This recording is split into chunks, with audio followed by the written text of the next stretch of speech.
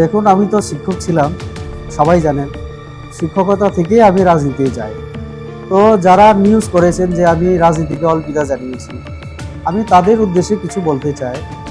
ওনারা আমার সঙ্গে কথা না বলে কি করে নিউজ করেন যে আমি অলবিদা করলাম রাজনীতিতে।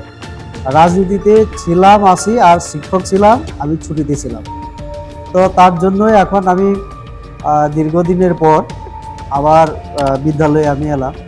কারণ এই মুহূর্তে আমাদের পার্টির কোনো নির্বাচন নেই, এরকম কোনো পার্টির কর্মসূচি নেই। আর পার্টিতে আমি কোর কমিটিতে আমি সদস্য। ফলে যারা বিভিন্ন দায়িত্বে আছে তারা যার যার দায়িত্ব পালন করছে। তো ২ থেকে প্রায় ২.৫ বছর চলছে আমার। আমি আমার যে ৫ বছরের আমার যে দায়িত্ব ছিল সেটা শেষ করে এখন যেহেতু শুধু আমি পার্টিতেই আছি, তো এই মুহূর্তে যেহেতু কিছু নেই। আর আমাদের প্রধান শিক্ষক মশাই উনি বিভিন্ন সময় কথা বলার সময় বলেছেন যে আমাদের পলিটিক্যাল সায়েন্সের যারা ছিলেন আমার কলিগরা, এক সিনিয়র কলিগ উনি তো রিটায়ারমেন্টে গেছেন, মৃদুভূষণ দাস, তারপরে লক্ষ্মীধন মুরা সিং উনি মারা গেছেন। তো আমি একা, তো আমিও ছুটিতে। তো যার কারণে এখানে পলিটিক্যাল সায়েন্স যে সাবজেক্ট পড়ানোর মতো লোক ছিল না। তো এই কথা যখন শুনলাম, আমাদের প্রধান শিক্ষকও বললেন যে যেহেতু সময় আছে, স্কুলে এলে তো ওনারাও খুশি হবেন, ছাত্রছাত্রীদের লাভ হবে। তো যেহেতু আমি শিক্ষক, তো এই কথা শুনে বা যেহেতু সুযোগ আছে আমার, কেন আসবো না। আর দর্শকদের উদ্দেশ্যে আমি বলতে চাই, আমি যে স্কুলে চাকুরি করি, এই স্কুলটা হচ্ছে এরকম যে সরকারি গ্রান্ট নিয়ে চলে। পুরোপুরি সরকারি যে নিয়ম সেটা এখানে লাগু হয় না, ম্যানেজিং কমিটির দ্বারা পরিচালিত হয়। এই বিদ্যালয়ে যারা চাকরি করেন তারা রাজনীতির সঙ্গে যুক্ত থাকতে পারেন। যেমন আমি এই সুযোগটা পেয়ে আমি কিন্তু রাজনীতিতে যাই এবং রাজনীতিতে একটা বিশেষ দায়িত্ব পালনের সাথে সাথে এখন শিক্ষক হিসেবে আবার ঠিক করলাম, যেহেতু সুযোগ আছে তার জন্য আমি চলে এলাম। এই জন্য বিভ্রান্ত হওয়ার কোনো কারণ নেই। অসংখ্য জায়গা থেকে আমাকে ফোন করছেন, কিন্তু সবার ফোন ধরাও আমার পক্ষে কষ্ট। কারণ এট এ টাইম যদি 7টা ফোন করতে থাকে, আমি কার ধরবো? তো এই জন্য আমার যারা শুভাকাঙ্ক্ষী, যারা আমাকে ভালোবাসেন, আমি তাদের এই যে সহযোগিতার জন্য আমি তাদেরকে ধন্যবাদ জানাই। এবং যারা একটু অন্যভাবে নিউজটা করছেন যে রাজনীতিকে ছেড়ে দিয়েছি অলবিদা, আমি পলিটিক্যাল সায়েন্সের ছাত্র। পলিটিক্সে আমি এমনি এমনি আসিনি, আর পলিটিক্স আমি ছাড়িনি, পলিটিক্সে এখনো আছি, আগামী দিনেও থাকবো, এই কথা আমি সবাইকে বলতে চাই। আহ, আমাদের অবশ্যই করবেন যে আমরা যদি এমন কোনো কাজ করি তো তারাও তাদের উপরে তার প্রভাবটা পড়ে।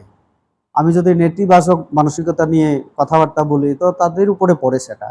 আমি সেই জায়গায় বলতে চাই যে একদম নেতিবাচক মানসিকতাই না নেওয়া, ইতিবাচক থাকা, অলওয়েজ পজিটিভ থাকা, বি পজিটিভ। আমি সব সময় আমি ইতিবাচক থাকি। আহ এই জন্য আমি বলতে চাই, পার্টি বহুজনের একটা দল, যার জন্যই পার্টি দল। তো দলের মধ্যে মতানৈক্য থাকতেই পারে এক দুজনের, কিন্তু তা বলে আমাদের তো নীতি আদর্শ আছে, আমার পার্টির একটা নীতি এবং আদর্শ আছে, তার বাইরে আমরা যেতে পারবো না। আর আমি সবাইকে এই কথাই বলবো যে আপনার কোনো বক্তব্য থাকলে সেটা পার্টির সেই কর্তৃপক্ষের কাছে যান, আপনার ঊর্ধ্বতন কর্তৃপক্ষের কাছে আপনার যে বক্তব্য আপনি রাখুন। রাস্তায় অন্য পার্টির সঙ্গে সাধারণ ইয়েতে দোকানে বাজারে কথা শেয়ার না করা।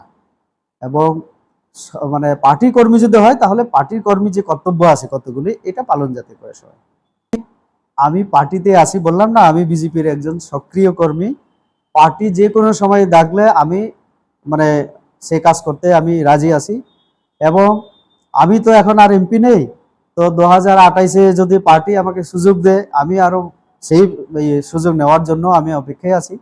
মাননীয় প্রধানমন্ত্রী, মুখ্যমন্ত্রী সবাই বলেছেন একটু সময় দেওয়ার জন্য। তো নতুন পার্টি প্রেসিডেন্ট হয়েছেন, বয়সে আমাদের থেকে ছোট হলেও আমাদের পার্টিতে প্রধানমন্ত্রী, আমাদের ন্যাশনাল প্রেসিডেন্ট কি কি বলেছেন যেদিন আমরা ওনাকে সম্বর্ধনা দিলাম, বলেছেন আজ থেকে উনি আমার বস। প্রধানমন্ত্রী যখন ওনার বয়সের অর্ধেক, নীতিন নবীনকে বলতে পারেন আমার বস, তো আমাদের এখন রাজ্য প্রেসিডেন্ট অভিষেক। তো অভিষেক আমাদের থেকে বয়সে কম হতে পারে, কিন্তু আমরা পুষ্টকে সম্মান জানাই। অভিষেক বাবু এখন আমাদের স্টেট প্রেসিডেন্ট, তো ওনাকে সাহায্য করা আমাদের কর্তব্য। আর রাজ্য মুখ্যমন্ত্রী উনি চেষ্টা করছেন ওনার মতো করে রাজ্যের মধ্যে যে শান্তির পরিবেশ এটা ধরে রাখা। আমাদের অ্যালায়েন্স সরকার চলছে, তো তিন পার্টিকে নিয়ে চলা কষ্টকর আমরা জানি। তারপরেও সবাই একটু একটু করে আমরা বোঝার চেষ্টা করছি, ভুল ভ্রান্তি হলেও সেটা আগামী দিনে সংশোধন করা হবে।